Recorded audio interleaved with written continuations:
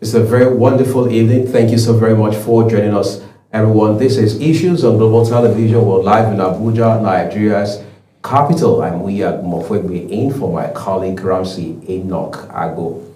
On the program today, we take a look at the development that started in Caracas, somewhere in Venezuela, and today it has moved all the way to New York in the United States, which now we can say categorically includes the attack by the U.S.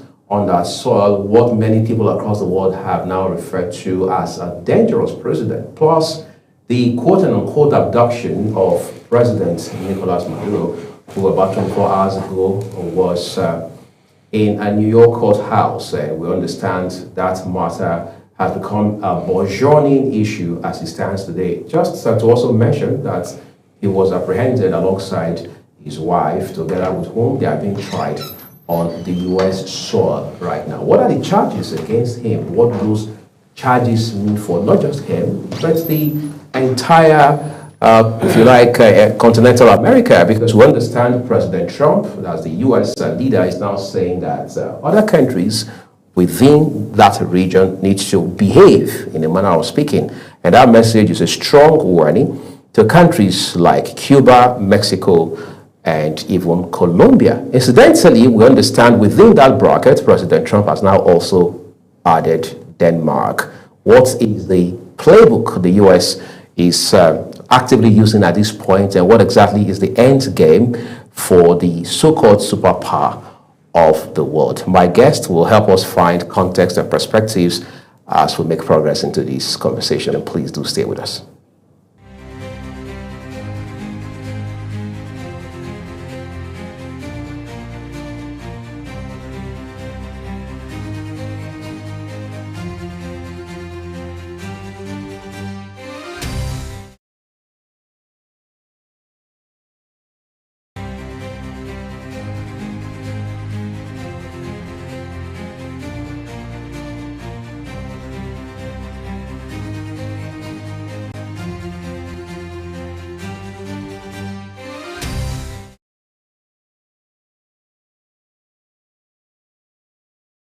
Very good evening and welcome to another exciting edition of Big Talk. Tonight on the program, as always, it's a pleasure to have you join us here on Global Morning. I'm Uyi Alpo. You know how we do it on Social Plus Extra, bringing you all the... On the desk this evening, we have very topical issues to discuss, and of course... Welcome to your parliamentary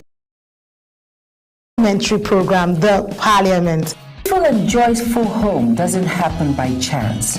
It is built on... Women can rise beyond traditional boundaries to claim their rightful place as a numerous committee, about more than 12 committees. Face-to-Face is a program that comes to you once in a week at about this time, where we look into issues and discuss them. It gives you the opportunity to world news in United Welcome Nigeria. to Entertainment Circle.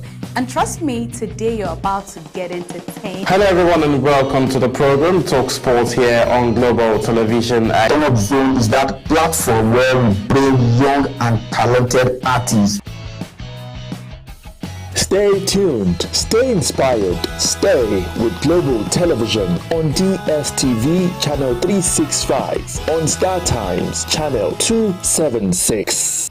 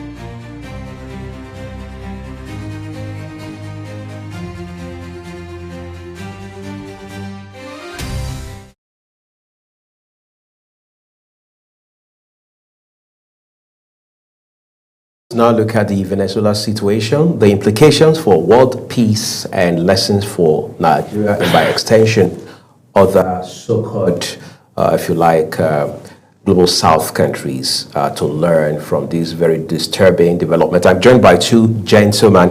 Emmanuel Ozemina is a public policy consultant. He joins us virtually from Nigeria's capital here in Abuja. A gentleman with us here in the studio is Omole Ibuku, Director, Creative Change Center. I'd like to say a big thank you to you both for making our time to be on the program. Thank you very much. I'm glad to be here. Great. So I'd like to begin with you, and then we'll jump right next to Emmanuel. Let's look at, if you like, walk us through a build-up of what has now become what's for the most part political leaders across the world are referring to as a dangerous president.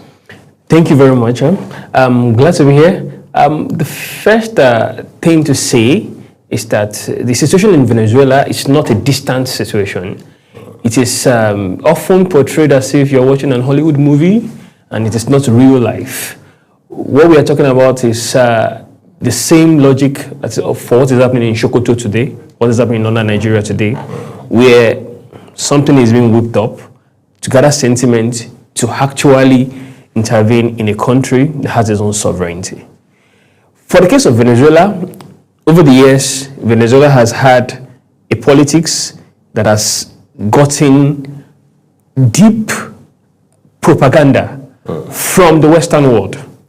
And this propaganda includes portraying Venezuela as a country where the political leaders, Hugo Chavez, Maduro, are drug lords, as a country where there's no element of democracy, as a country where the people do not have any voice. But is that far from the truth? That is far from the truth. And the reason why I say that is far from the truth is because for what it is worth, for the reality and the nature of a nation state, Venezuela is a sovereign state that practices a governance model that is not so far from what is practiced in the US. That's not so far from what is practiced in Nigeria. What we are saying is that if you call Maduro a dictator and make that a justification to come after the president of another country and arrest him, the question is Trump not a dictator? Is Tinubu not a dictator? So what happens to the global order? What stops another president from concluding that Trump is a dictator and then go to US, bomb the White House, and carry Trump and arrest him, and then try him on the basis of the laws of their own country? The same thing with Tinubu. What stops someone like Donald Trump, who has been saying that the Nigerian government and the congressman Moore, who has been saying that the Nigerian government is complicit in the killing of Christians in Nigeria? What stops them from coming to Nigeria and bombed Abuja, bomb locations in Abuja, and pick up the president and pick up political leaders and take them to America to go and try? So what we are saying is that there are realities in every country, but what we have seen over the years is that the US government has always acted as the bully of the world, and that bully status has been amplified since Trump became the president of the US, the first time and now again. Right. And that bully status is not harmless. Again, we are desensitized to this news because of maybe the impact of Hollywood that frames it as if, CIA strongmen just come into a country and save the country from a dictator. The narrative does not tell us that the US itself is a dictatorship of two parties. But is that not the reality of how the global political system is, if you like, configured? Thank you very much. So I am saying that the nature of a nation state system that was imported by the colonialists to this part of the world, to Africa, because before them, we had the arrangement with which we ran this part of the world. Right. But that nation state model that was imported, it is impossible to run it. And it is exactly the reason why it was imported to this part of the world. It is impossible to run it without being a dictator. So one of the reasons why we claim that we don't want military dictatorship in Nigeria is because we understand that electioneering, the periodic for 4 years electioneering, gives us a chance to challenge those in power, even though that chance is limited. we all understand that chance is limited, that it doesn't often reflect the will of the people across the world. Elections no longer reflect the will of the people. So the important thing to say here is that there is nothing. Let's assume without conceding that Maduro is a drug lord. Let's assume without conceding that Maduro rigs all elections. There is nothing that justifies picking up the president of another country. You are disrespecting the will and the willpower of the sovereign people of that country. I'm going to come to you shortly. Let's expand this conversation a little further. Emmanuel Ozomina, we understand you've joined us already. Thank you, we appreciate that. But let's allow you jump in at this point, all right? Maduro has been taken to court, and the man has pleaded not guilty as expected. He says he's a prisoner of war. How much does that stack up against the weight of the allegations that the U.S. authorities have now leveled against him? Good evening. Yeah, good evening.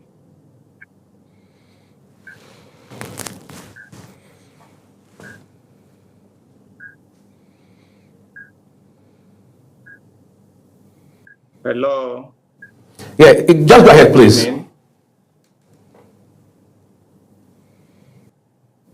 Can you hear me, Emmanuel Ozomina? Can you hear me? Are you still there? Okay. If you can hear me, we are good. We can hear you all right.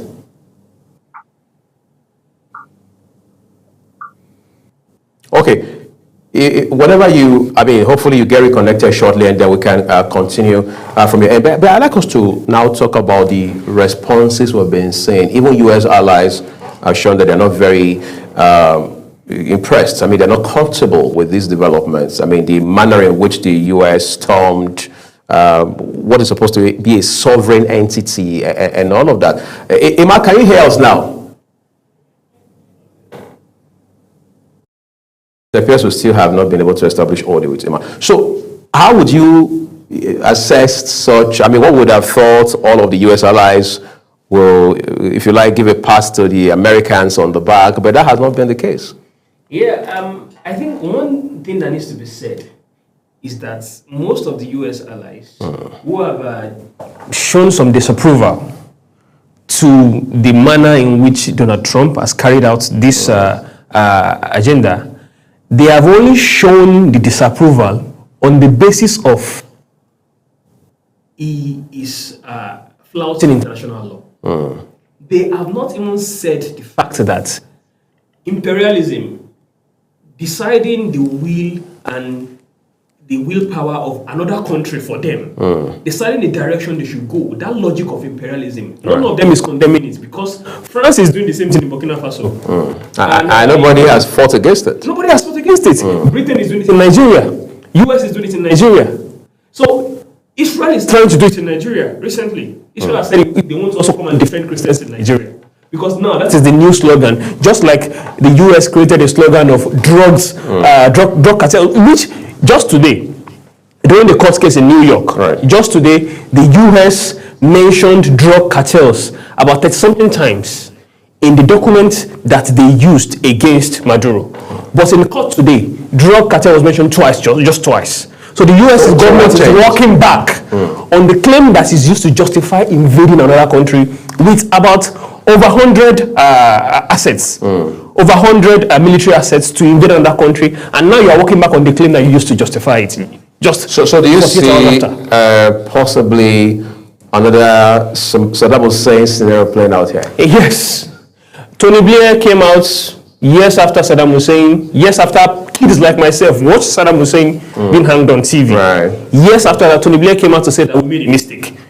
And Condoleezza Rice also said the same. Thank you. So we are seeing the script is the same. The script with Iran, the script with Venezuela is the same.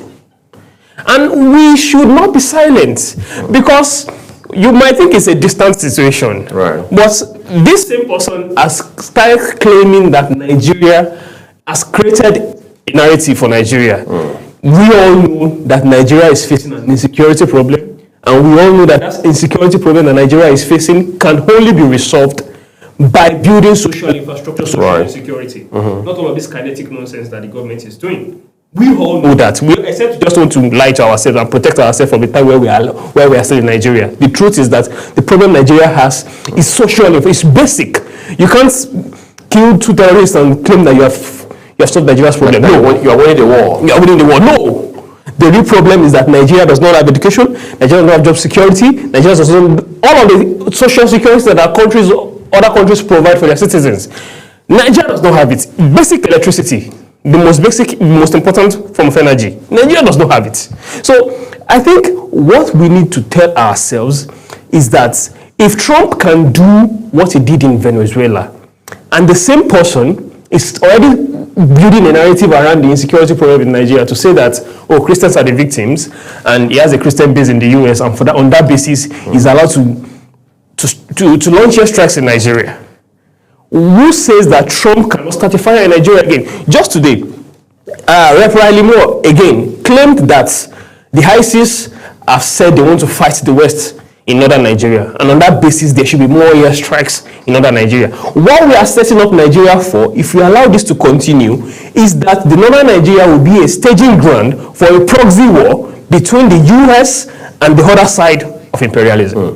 All right, well, I'd like to believe that we've been able to reconnect with Emmanuel Ozomina right now.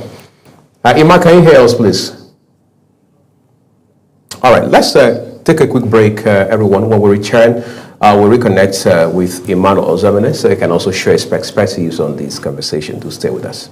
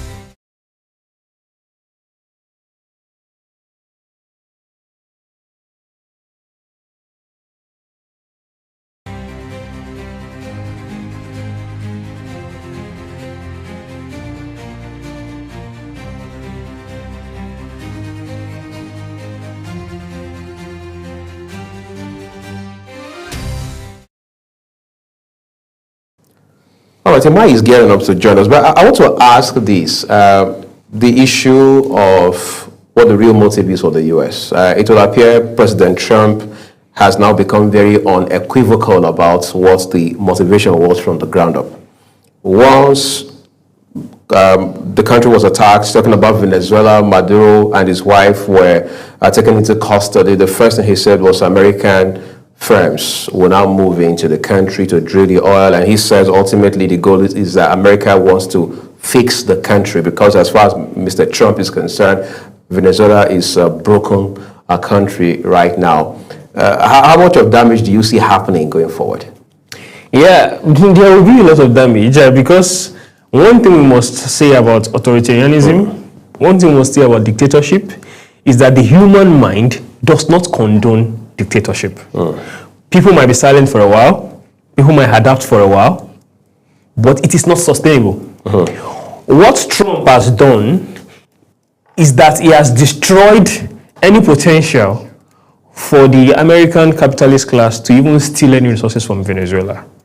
Because now the subtle capitalism model, the subtle imperialism model that the West used to use whenever Democrats are in power, which is to go silently and steal your resources. That model actually ensures local buy-in of that theft, of that heist, more than this model that Trump is running. This model that Trump is running is the model where people see you that you want to come and steal, and they are waiting for you to protect their resources from you, the thief. And you can see that presently in Caracas, people are out protesting. Presently in Caracas, a parliamentary session is going on, and the military is mobilized. So it is obvious that the agenda of trying to steal from Venezuela is dead on arrival. Now, let's talk about Venezuela. Venezuela has the highest oil reserves in the world. Nigeria is on the top 10 highest oil reserves in the world. Venezuela is is number 1. Venezuela has one of the highest gold reserves in the world. Just immediately Maduro was picked up, the price of gold spiked in the market. Now that was a strong signal to the market. So this shows that there is a betting. People are betting with our lives, the lives of me and you, of people like us in Caracas. People are betting with our lives over ensuring that they go into another country, steal their resources, impoverish the people, kill the people.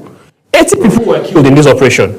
80. On the side of the Venezuelans. It depends for the most part. The news across the world has been silent. I've been silent about it. The world is not admitting that this is a kidnap. BBC just tried to stop their journalists from mentioning the word kidnap when talking about Maduro. This is a kidnap. So the narrative is being controlled. And the truth is this: if we are going to have a world that is peaceful, and this is what matters to me and you, this is what matters to me and you and our children. If we are going to have a world that is peaceful, one of the strongest of the world, one of the strongest countries of the world cannot be ruled by a madman. We have to say that to ourselves. It has to be a frank truth. And this is the grouse that most people have with Trump. You cannot put a baby in power, a baby that tears at everything, starts fire everywhere, and you think that the world will have peace. I mean, this is a person that started up to 7 wars in a year. So, I think one thing, look at the post-abduction. Now, the interest of the US capitalist class is to install someone that is more compliant with the US. But Trump cannot even do that because Trump is not on the side of Maduro's replacement. Trump is not on the side of the opposition because the woman Machado did not refuse the peace prize that Trump wanted. So you can't. Maria Machado did not refuse the peace prize she wanted, and on that basis, she doesn't want to work with her. He does not want to work with her, and so that means that you can't get a result from a madman.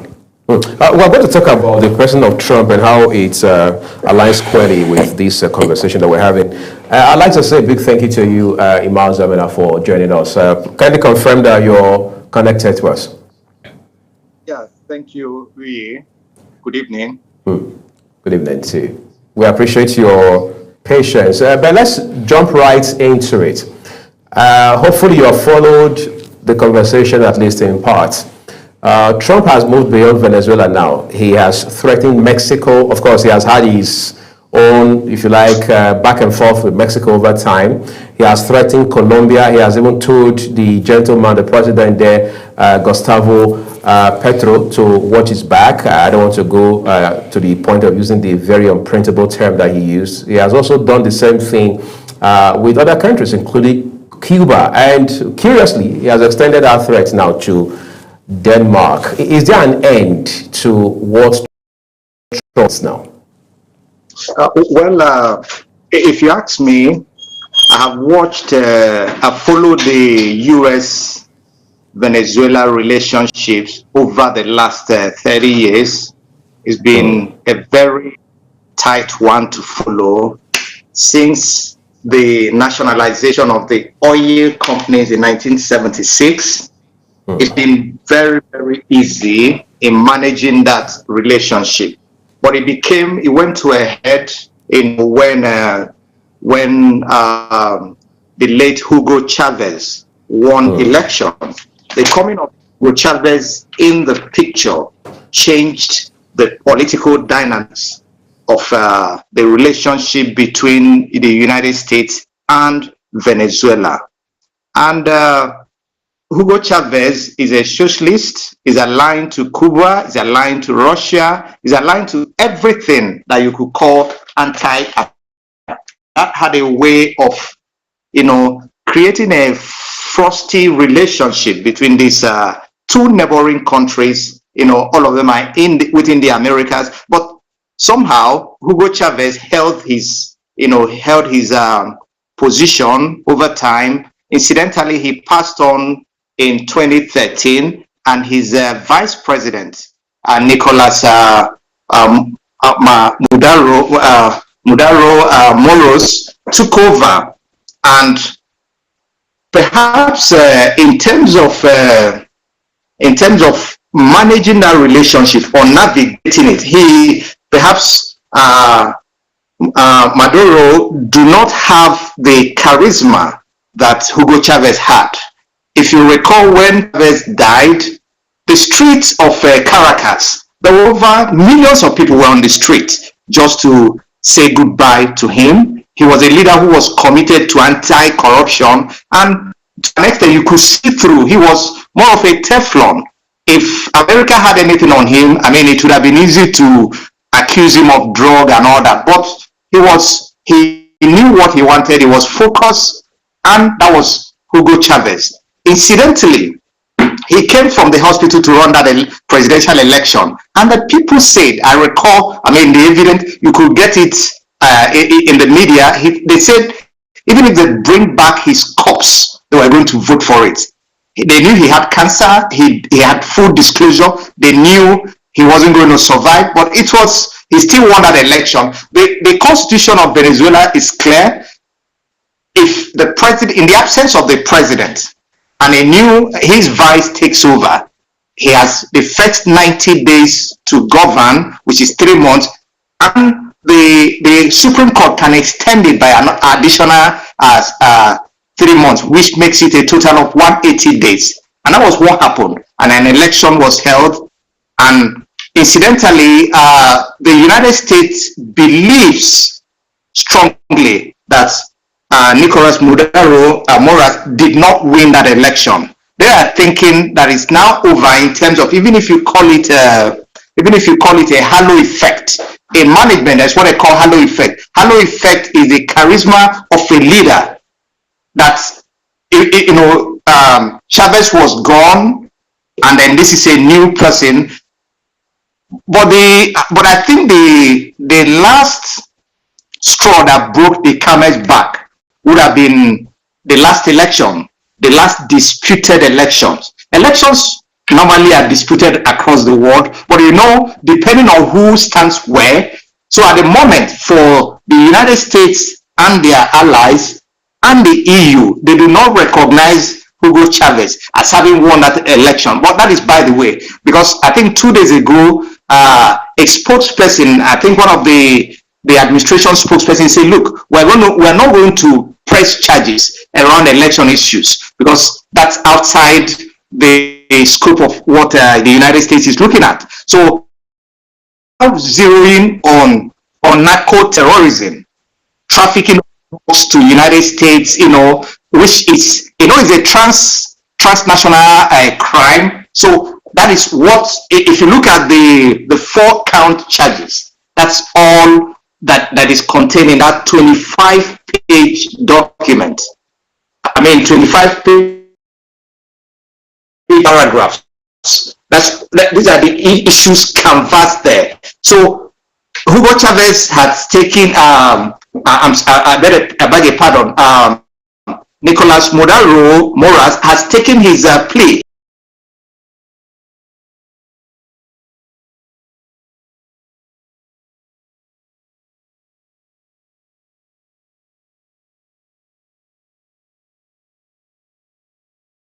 I mean, we've lost Audie there momentarily with Emmanuel. What we're trying to get patched on back to him. Let's talk about a couple of other issues that are very salient in this matter right now. We understand Delcy Rodriguez, the former vice president, has now been officially made the president, courtesy of the Supreme Court in Caracas. But the US says to her, look, you've got to behave yourself. If you do not, if your actions are deemed by the United States not to be aligned with our interests, we'll find a way to whip you to line. And the president, Trump, says she'll pay a very huge price for that. It appears that Venezuela as a country is helpless at this point, doesn't it? Yeah, I think one thing to say about our learned helplessness about imperialism is that it's a global thing. For example, in Nigeria, the ADC has just released a statement, I think yesterday or today. Okay, about the other faction? A political party in Nigeria has just released a statement saying that it's a lesson to Tinubu. Those of us who are part of the Venezuela Solidarity Campaign, Most of us are also part of different protests, NSAS, and bad governance. Back at home, demanding better governance in Nigeria. But none of us would say that it's a lesson. None of us would justify the logic of imperialism invading another country, which is what ADC did. And I think they might have done it as useful idiots. They might not be complicit. They might just have done it as useful idiots for imperialism. It's understandable.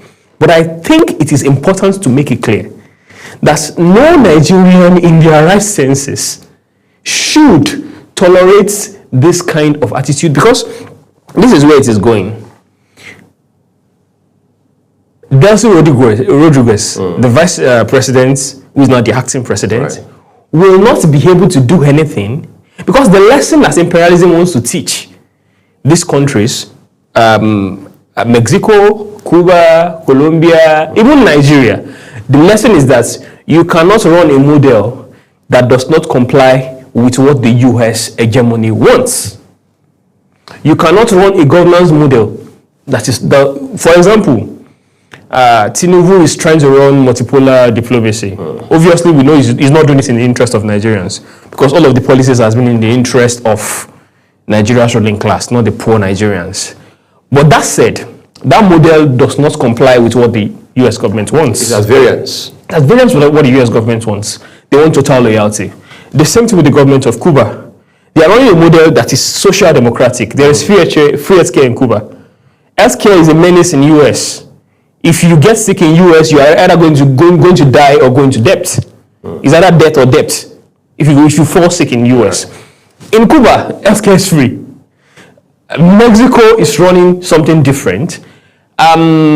These same drugs that US is claiming to be the reason for the narco-terrorism charges, even though they have no evidence, because if they have evidence, it will be all over the mainstream media by now. Even they have no evidence, the same drugs have been legalized in some part of the same US as recreational drugs. Basically marijuana. Yes, as recreational drugs. And I'm trying to say this to show that this is an example of propaganda, covert destabilization, and economic sabotage of a country just to make sure you whip them in line. And so there is little or nothing that Delcy Rodriguez will do if she assumes the role of acting president, because now she believes that she also runs the risk of being removed by the US government. And so this is the reason why there is a need for a worldwide resistance to this impunity. Are we going to get that? For us in Nigeria, we want to ensure that we do our parts. We want to ensure that resistance builds organically and we do our part in it. Because the truth is that if Venezuela is not defended, it means that you have given justification. I mean, Greenland, Denmark runs a social democratic model of government just in the back of the US. They say Greenland that the US says it's part of their land. Right. And this is core imperialism. And if we don't oppose this logic, trust me, a far-right president will win in another global north country, in another great power. In fact, before we get to the great powers in the West, before we get to France, before we get to Britain, let's go to the countries where we have mad people as great powers.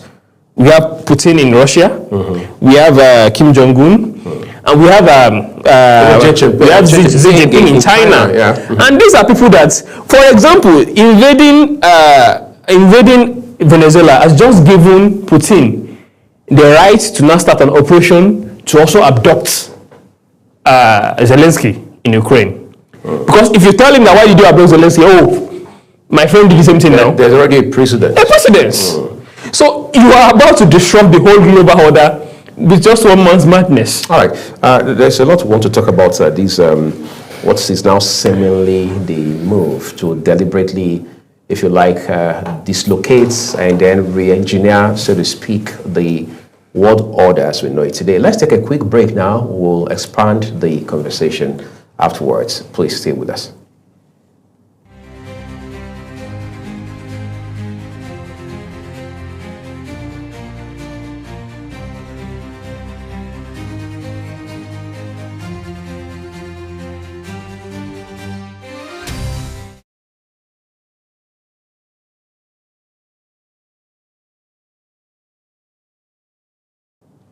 All right, as it stands right now, even the UN, I mean, one would have thought the UN by now would have been, if you like, a bit more vehement than we're seeing right now. But I speak to people about these issues on the global stage every now and then, and there seems to be this subtle consensus saying that, well, the UN has overstayed its welcome. I mean, at best, it can only bark, it can't bite. Do we need to even bring the UN into this mix right now? Yeah, I think one thing to state about the UN is that for long, UN has not really stopped anything. For a while now, we've had Palestine going on. The genocide in Palestine is going on. Humans like us, in fact, like Donald Trump would claim that he's defending Christians. Christians are in Palestine. Palestine is a partially Christian country. Yes, it's majorly Muslim, but there are Christians in Palestine who have been killed by Israel. But Israel is trying to come to Nigeria to defend Christians, just like Donald Trump. So you say that's double standard? Obvious double standard. There is Ukraine going on. The UN has done little or nothing to vehemently prevent these genocides, wars going on in different parts of the world. And why is it impossible for UN to do anything? Because the solution to this is in the hands of people. So this is what we see. For us as activists, we don't say that, oh, let's have this, let one leader do this, let one leader do that to solve the problem for us. The truth is that the solution to security of the world, the solution to ending wars is in the hands of the people. And that is why our core task is to mobilize the people. For example, in Nigeria, insecurity in Nigeria has gotten intensified since Trump started mounting Nigeria. Since Trump got very interested in Nigeria, insecurity has spiked up. Most of us were afraid to travel home for Christmas and New Year. So it's a little better now?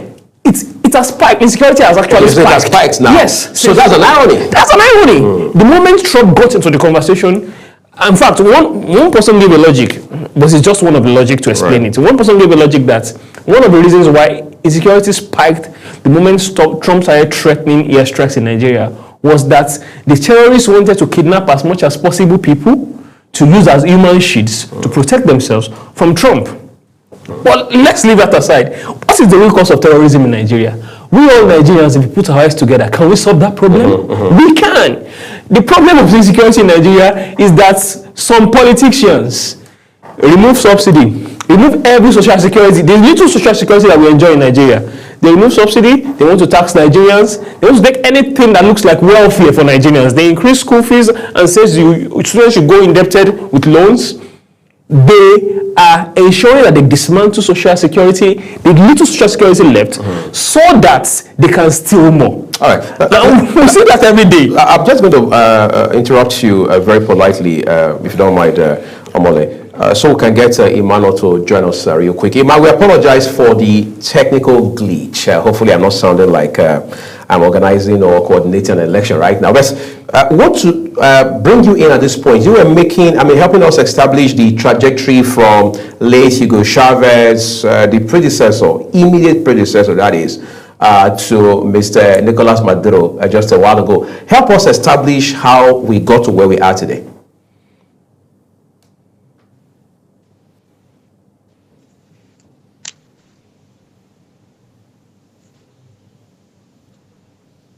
Yes, Emmanuel, can hear you all right. Please go ahead.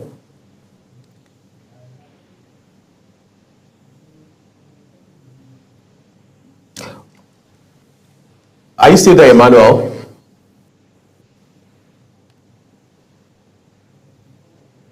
All right, it appears we're just going to stretch our patience a little. There are people who say, Omole, that the response you're getting from, if you like, the global West, whether from Europe and all of that, even from areas like, Asia, for example, it's not motivated.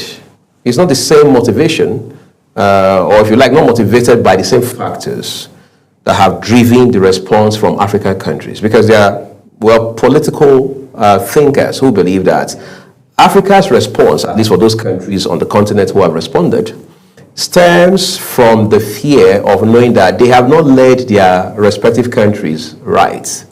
Therefore, the U.S. may, operative word, may find moral grounds on which to strike them. Do you share those sentiments? Yeah, I think one thing that we need to say about that is that the logic of those political thinkers might be erroneous, in that most African countries might have that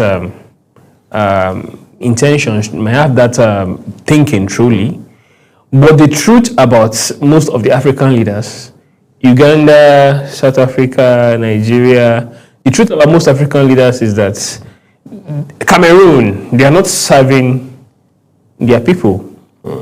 I mean, in Nigeria today, one of the major concerns that we have as Nigerians today is security, the basic needs of the Nigerian people, education, being able to feed ourselves. Right. We've had consecutive governments who have claimed they could solve the problem. I mean, the president, Tinubu, when he was contesting, said Nigerians should not vote for him in 2027 if we don't have stable electricity 24 hours by 2027. The electricity situation in Nigeria today, I'm sure there are more than 2 or 3 backup sources of power for this studio right now. And this is the reality across Nigeria. Almost everybody now has a backup generator because electricity is not stable and you need it. Right. This is just one example of the failure we see in Africa. And so African leaders are not afraid of being removed because they are not working. They are afraid of being removed because they know they are not on the good sides of President Trump. What could have gotten them on his good side in any case? What would get any African leader on the good side of President Trump is that as they steal, they only steal from what the West can offer. They don't steal from all sides. Okay. For example, the Nigerian government in their multipolar diplomacy, the Nigerian government is not doing their multipolar diplomacy for the Nigerian people. That is the funny thing. They work with China on the basis of development. They work with Russia on the basis of energy and security strategy. But Tinubu has been working with Russia for energy and security. But is energy cost reduced in Nigeria today? Is electricity stable in Nigeria today? Is our partnership with them even strategic enough? Thank you. Is security guaranteed now in Nigeria, even though Tinubu has partnered with Russia for security? Development. All of the major roads in Abuja are looking great, but all of the interland roads in Abuja, which is the federal capital, that's Tinubu claims that this is the reason why they are partnering with China. The partnership with the West is mostly that, we partner with the West because we get development resources from the West. All of the development resources, healthcare resources that they get from IMF and co, where the World Bank and co, where is it in Nigeria? So we are being plundered. We are being plundered by 2 bosses. And one boss is lower than the other boss. Tinubu is obviously Jagaban in Lagos State or his Bodilon house in Lagos State. But he is obviously not Jagaban on the world stage. He's just a puppet on the world stage. And so, and this is the reason why other African leaders are talking and Tinubu is silent, not condemning Trump and at the same time not supporting Venezuela. The Tinubu government will definitely be silent. Even if opposition parties have started speaking up. The ADC has spoken up, the AAC has spoken up, but you will not hear Tinubu speak up because for them it is just a game of interests. It is not about the Nigerian people. All right. And that is something that we as Nigerians need to change by mobilizing ourselves to take our future, to take charge of our future and take our future in our hands. Great. Let's see how we can also take the limited time we have. Make the most of it before we start wrapping up. Now, Ima, I understand that you've been able to join us despite the technical challenge. Indictment, preceding indictment. Right. By the Department of Justice. Okay, so let's wrap up now. I want us to leapfrog a little because time is quite limited. There are people who believe that this issue between the U.S. and Nicolas Maduro is ultimately not going to be as complicated or, if you like, severe as it appears right now. By the way, we understand that the acting president, Delcy Rodriguez, back at home in Caracas, has set up a committee to negotiate with the American authorities, keeping in mind the need. I mean, they have just one mandate to help secure the release of their president, Mr. Maduro. Help us make sense of this initiative.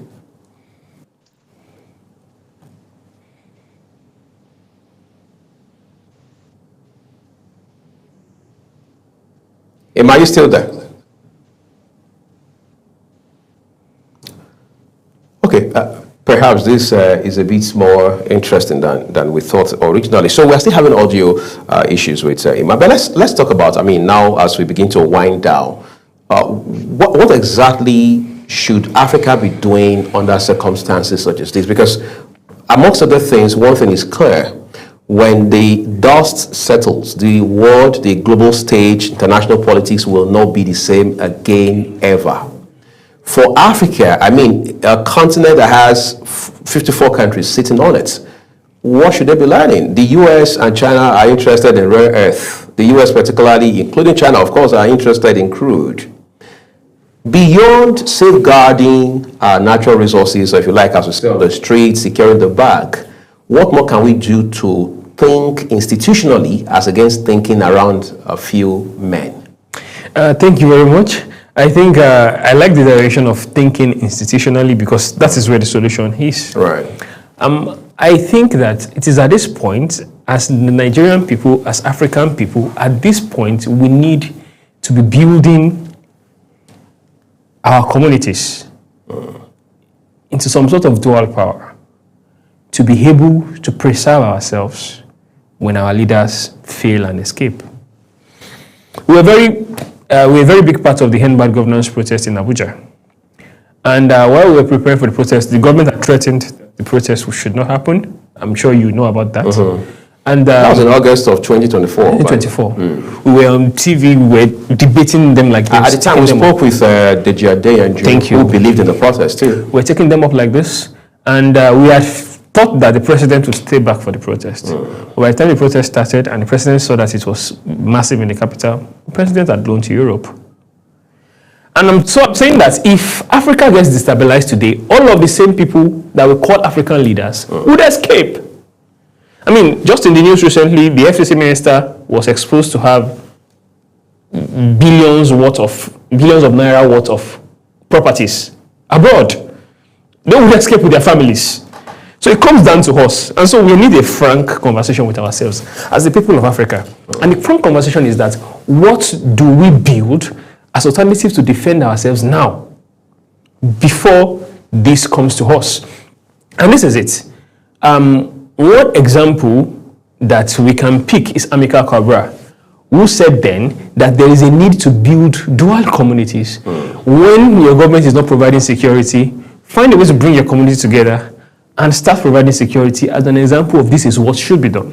But we know that in Nigeria, it feels almost impractical to save ourselves because we are waiting on the government to save us. But if we build a community that tries to save ourselves, it is easier to actually resist the exploitation and the oppression of that government if we build that community. For example, if you build in your community, that government would need votes from that community before they can return into power.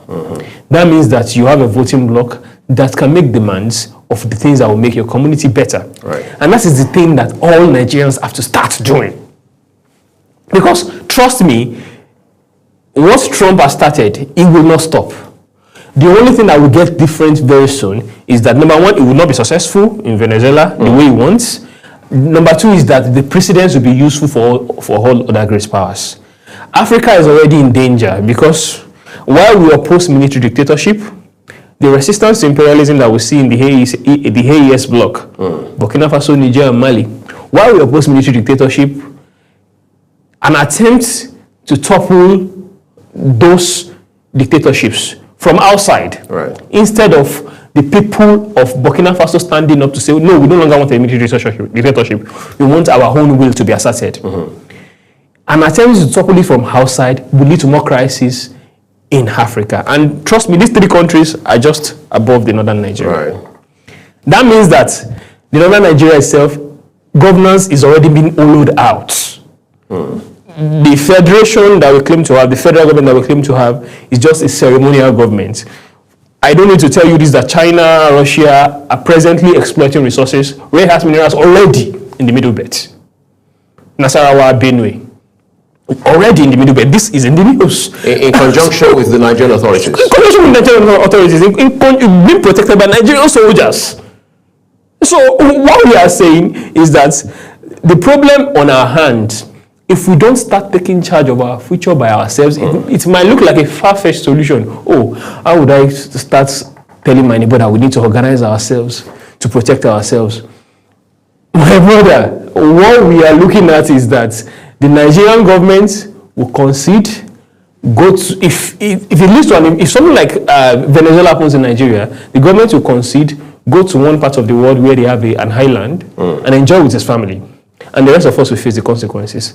That's what is presently happening in Syria. The US intervened in Syria. Today, a terrorist who is on the most wanted list of US at some points is presently the president of Syria. And the US government is playing basketball with him. What changed in between?